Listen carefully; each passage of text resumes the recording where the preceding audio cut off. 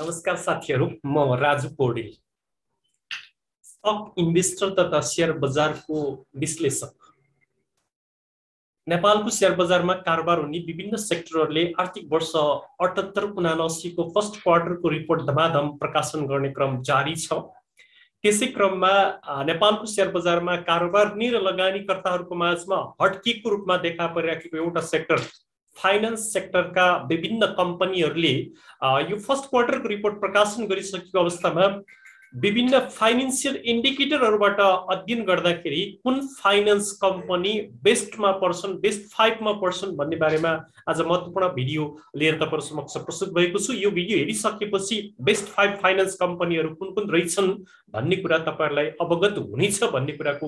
जानकारी गराउँदै अब तपाईहरुको ध्यान म यो भिडियोतर्फ केन्द्रित गराउन चाहन्छु। भिडियो सुरु गर्नुभन्दा अगाडि हाम्रो यो स्टक गुरु युट्युब च्यानलमा तपाईहरु पहिलो पटक भिजिट गर्दै हुनुहुन्छ, हामीलाई र हाम्रो च्यानललाई माया गर्नुहुन्छ भने तल लेखिएको सब्स्क्राइब बटनमा एक क्लिक गर्न नभुल्नुहोला, साथै बेल बटनमा पनि एक क्लिक गरेर आगामी दिनमा आउने यस्तै महत्त्वपूर्ण भिडियोहरू हेर्न नभुल्नुहोला भन्दै म आजको भिडियोतर्फ तपाईहरुको ध्यान केन्द्रित गराउन चाहन्छु।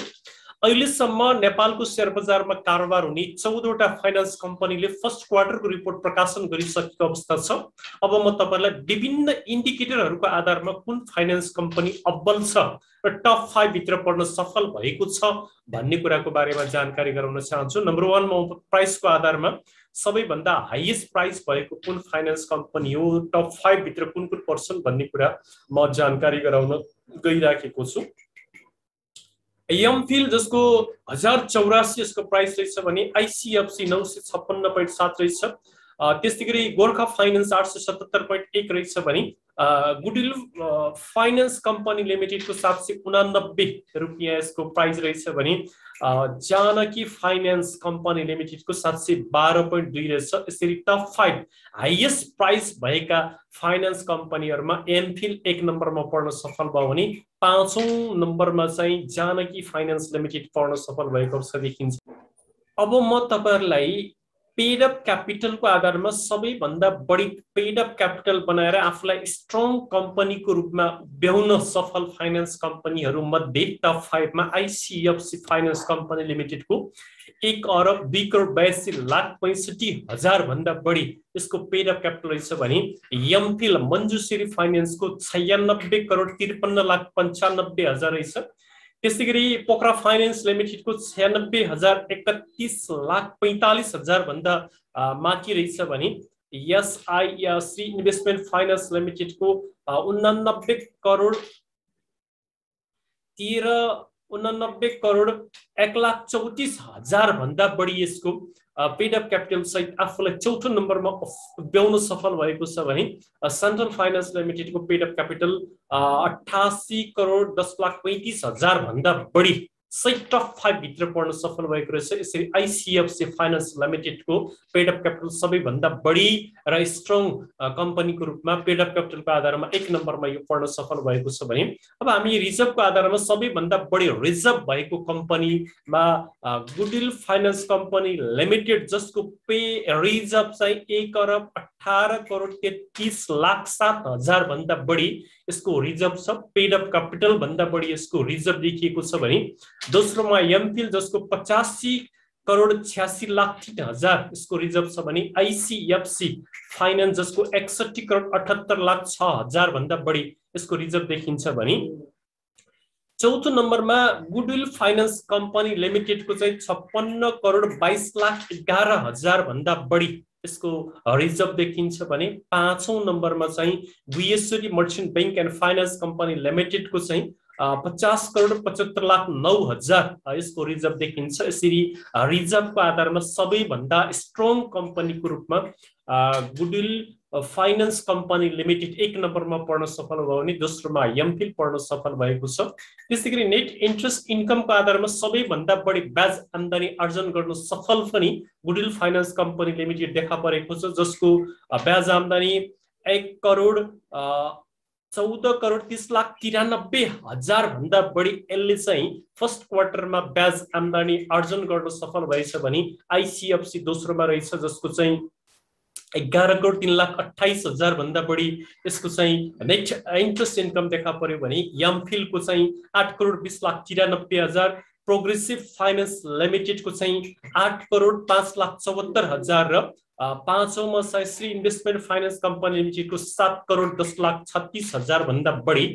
नेट इन्ट्रेस्ट इन्कम आर्जन गर्न सफल भएको देखिन्छ। यसरी नेट इन्ट्रेस्ट इन्कमको आधारमा पनि सबैभन्दा बढी स्ट्रङ कम्पनीको रूपमा गुडविल फाइनेन्स कम्पनी लिमिटेड 1 नम्बरमा पर्न सफल भएको देखिएको छ भने अब नेट इन्ट्रेस्ट इन्कमको आधारमा चाहिँ बेस्ट फाइनेन्स कम्पनी लिमिटेड जसको नेट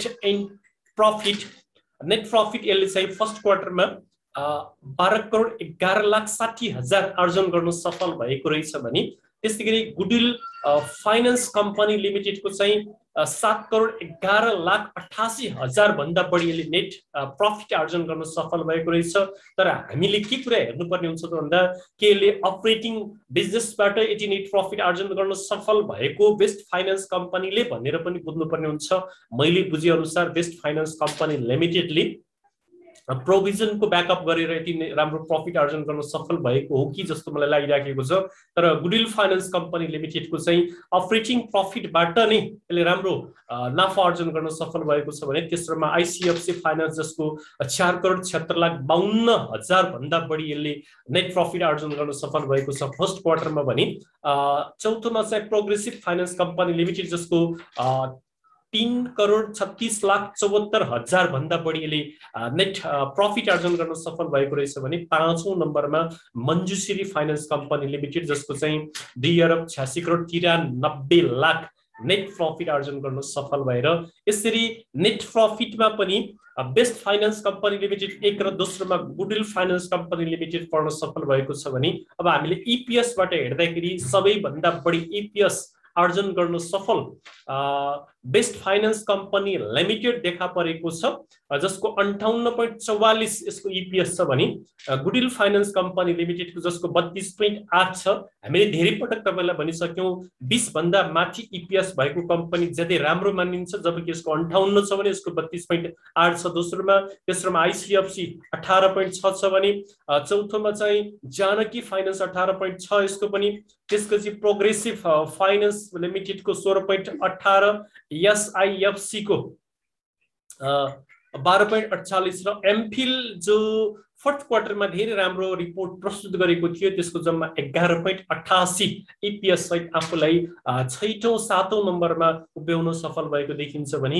यसरी ईपीएस को आधारमा सबैभन्दा बढी ईपीएस आर्जन गर्न सफलमा बेस्ट फाइनेन्स कम्पनी लिमिटेड र दोस्रोमा गोर्खा होइन गुडविल फाइनेन्स कम्पनी लिमिटेड पर्न सफल भएको देखिन्छ। त्यसैगरी पी रेशियो को आधारमा सबैभन्दा कम पी रेशियो भएको कम्पनी पनि यही बेस्ट फाइनेन्स कम्पनी लिमिटेड देखियो जसको 9.24 छ 20 बिलो भएको बेस्ट मानिन्छ। यस मानेबाट हेर्दाखेरि यो इन्डिकेटरमा पनि यो बेस्ट मानियो भने दोस्रोमा चाहिँ गुडविल फाइनेन्स कम्पनी लिमिटेड जसको चाहिँ पी रेशियो 24.05 छ। यो भनेको नर्मल राम्रै हो ओभर भ्यालुड होइन भन्ने कुरा बुझ्नु पर्यो भने हामीले प्रोग्रेसिभ फाइनेन्स को चाहिँ 24.96 छ भने जानकी को 38.39 छ भने एसआईएफसी भनेको Shri investment finance company limited को 41.43 छ। यो इन्डिकेटरमा पनि बेस्ट फाइनेन्स कम्पनी लिमिटेडले आफूलाई 1 नम्बरमा उभ्याउन सफल भएको छ भने दोस्रोमा चाहिँ गुडविल फाइनेन्स कम्पनी लिमिटेड पर्न सफल भएको देखिन्छ। अब हामी बाँकी इन्डिकेटरका आधारमा सबैभन्दा बेस्ट कम्पनी कुन छ भनेर भन्न गइराखेका छौं। आरओई रिटर्न अन इक्विटी को आधारमा पनि बेस्ट फाइनेन्स कम्पनी लिमिटेड को 46.64 सहित आफूलाई 1 नम्बरमा उभ्याउन सफल भएको छ भने प्रोग्रेसिभ फाइनेन्स को 14.51 सहित दोस्रोमा। तेस्रोमा गुडविल फाइनेन्स कम्पनी लिमिटेड जसको 13.89, चौथोमा चाहिँ आईसीएफसी फाइनेन्स कम्पनी लिमिटेड जसको 11.61 यसको चाहिँ रिटर्न अन इक्विटी छ भने पाँचौंमा चाहिँ जानकी फाइनेन्स कम्पनी लिमिटेड रहेछ जसको 11.32 सहित पाँचौं नम्बरमा पर्न सफल भएको छ भने बुक भ्यालुको आधारमा सबैभन्दा बढी बुक भ्यालु भएको कम्पनीमा पनि गुडविल फाइनेन्स कम्पनी लिमिटेड जसको 236.45 यसको बुक भ्यालु छ भने दोस्रोमा एमफिल छ जसको 188.94 छ। तेस्रोमा चाहिँ गोर्खा फाइनेन्स कम्पनी लिमिटेड जसको 164.77 छ भने चौथोमा चाहिँ जानकी फाइनान्सेसको 164.52 छ भने पाँचौंमा आइसिएफसी फाइनान्स कम्पनी लिमिटेड जसको 160.32 सहित आफूलाई पाँचौं नम्बरमा ब्याउन सफल भएको देखिन्छ। त्यसपछि हामीले अब डिस्ट्रिब्युटेबल प्रफिटको आधारमा सबैभन्दा बढी डिस्ट्रिब्युटेबल प्रफिट आर्जन गर्न सफलमा आइसिएफसी फाइनान्स कम्पनी लिमिटेड रहेछ जसको 1,16,35,68,000 भन्दा बढी यसको वितरण गर्न सक्ने प्रफिट आर्जन गर्न सफल भएको रहेछ यो फर्स्ट क्वार्टरमा पनि। त्यस्तै गरी दोस्रोमा चाहिँ प्रोग्रेसिभ फाइनान्स कम्पनी लिमिटेड जसले प्रोग्रेसिभ होइन पोखरा फाइनान्स कम्पनी लिमिटेड जसको 8,38,85,000 भन्दा बढी यसको डिस्ट्रिब्युटेबल प्रफिट रहेछ भने तेस्रोमा चाहिँ जानकी फाइनान्स कम्पनी लिमिटेड रहेछ जसको 2,79,45,000 भन्दा माथि छ भने चौथोमा एमफिल छ जसको 1,76,69,000 छ भने पाँचौंमा चाहिँ श्री इन्भेस्टमेन्ट फाइनान्स जसको 1,06,65,000 भन्दा बढी यसको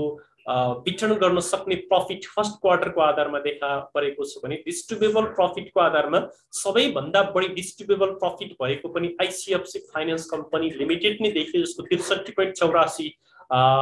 यसको वितरण गर्न सक्ने प्रफिट देखिन्छ भने दोस्रोमा चाहिँ पोखरा फाइनान्स जसको 34.8 छ, तेस्रोमा जानकी फाइनान्स जसको 18.6 छ, चौथोमा एमफिल जसको 7.32 छ भने पाँचौंमा चाहिँ श्री इन्भेस्टमेन्ट फाइनान्स जसको 4.76 यसको चाहिँ डिस्ट्रिब्युटेबल इपिएस देखिन्छ। यसरी हामीले विभिन्न इन्डिकेटरहरू केलाएर हेर्दाखेरि यी 14 वटा फाइनान्स कम्पनीहरू मध्ये बेस्ट 5 कम्पनीमा पढ्न सफल धेरै इन्डिकेटरमा आफूलाई अगाडि उभ्याउन सफलमा मैले 1 नम्बरमा गुडविल फाइनान्स कम्पनी लिमिटेड राख्न चाहे भने दोस्रोमा चाहिँ आइसिएफसी फाइनान्स कम्पनी लिमिटेड राख्न चाहे, तेस्रोमा चाहिँ मैले एमफिललाई राखे भने चौथोमा चाहिँ बेस्ट फाइनान्स र पाँचौंमा चाहिँ जानकी फाइनान्स कम्पनी लिमिटेडलाई मैले राखेर टप 5 फाइनान्स कम्पनीहरूको लिस्ट तपाईहरु समक्ष प्रस्तुत गर्न चाहे। मैले विभिन्न इन्डिकेटरहरूलाई केलाएर हेर्दाखेरि यी 5 वटा कम्पनीहरू अब्बल फाइनान्स कम्पनीहरूको रूपमा देखा परेको जस्तो मलाई लाग्यो। तपाईहरुले पनि आफूले अध्ययन गरेर बेस्ट 5 अथवा बेस्ट फाइनान्स कम्पनीहरू चोइस गर्न सक्नुहुन्छ भन्ने कुराको जानकारी गराउँदै यस्ता महत्त्वपूर्ण भिडियोहरू हेरिसकेपछि भिडियोमा पोजिटिभ फिडब्याक दिनु नभुल्नु होला, लाइक र कमेन्ट गर्नु होला र भिडियो हेरिसकेपछि यस्ता ज्ञान अरूले पनि सिकुन् भन्ने चाहनुहुन्छ भने शेयर गर्न पनि नभुल्नु होला भन्दै आजलाई म यो भिडियोबाट बिदा हुन चाहन्छु। हस्त नमस्कार, फेरि अर्को भिडियोमा भेटौँला।